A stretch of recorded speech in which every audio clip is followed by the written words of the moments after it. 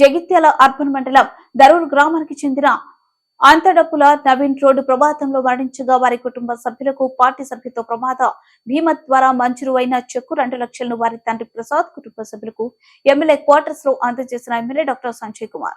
ఈ సందర్భంగా ప్రతి కార్యకర్తను కడుపులో పెట్టుకుని పార్టీ కాపాడుకుంటుందని, రాష్ట్రంలోని 60 లక్షల కార్యకర్తతో సభ్యత్వంలో అతిపెద్ద పార్టీ బీఆర్ఎస్ అన్నారు. ఎమ్మెల్యే జగిత్యాల నియోజకవర్గంలో 53,000 మందికి ప్రమాద బీమా కల్పించిన ఘనత బీఆర్ఎస్ పార్టీ దక్కుతుందని, ప్రతి ఒక్క యువకులు బైక్ నడిపే సందర్భంలో హెల్మెట్ ధరించాలని కోరారు. కార్యకర్తలకు వారి కుటుంబ సభ్యులకు అండగా బీఆర్ఎస్ పార్టీ ఉంటుందని అన్నారు. ఈ కార్యక్రమంలో ZPTC Mahesh, rural MPP Mahesh, మాజీ ఏఎంసీ చైర్మన్ దామోదర్ రావు, సీనియర్ నాయకులు కాసిం, వెంకటి, కోఆప్షన్ కుతుబుద్దీన్, మాజీ సర్పంచ్ మహేశ్వరరావు, నాయకులు శ్రీనివాస్, రాజు, భూమన్న, నర్సయ్య తదితరులు పాల్గొన్నారు. ఈరోజు దరూర్ గ్రామానికి చెందిన నవీన్ చనిపోతే వారి తండ్రి అయిన అట్టప్ర ప్రసాద్కు 2 లక్షల రూపాయల చెక్కు బీఆర్ఎస్ పార్టీ పక్షాన ఇవ్వడం జరుగుతూ ఉంది. బీఆర్ఎస్ పార్టీ రాష్ట్ర వ్యాప్తంగా దాదాపు 60 లక్షల మంది కార్యకర్తలు.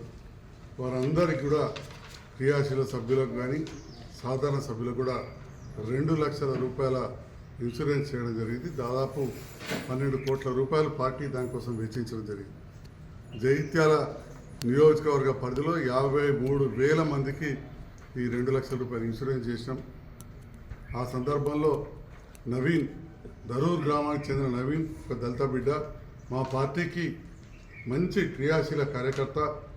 యాక్సిడెంట్లో చనిపోవడం ఆ కుటుంబం అంతా కూడా చాలా బాధలు మునిగిపోయింది. ఎందుకంటే ఒక యువకుడు, 24 సంవత్సరాల యువకుడు ఎదిగేస్తే కుటుంబాన్ని ఆదుకుంటాడు అనుకుంటారు తల్లిదండ్రులు ఎప్పుడైనా. కానీ ఒక చెల్లె ఉన్నది. మరి ఆ సందర్భంలో పనిచేసే కొడుకు చనిపోయిన బాధలో ఉన్నారు.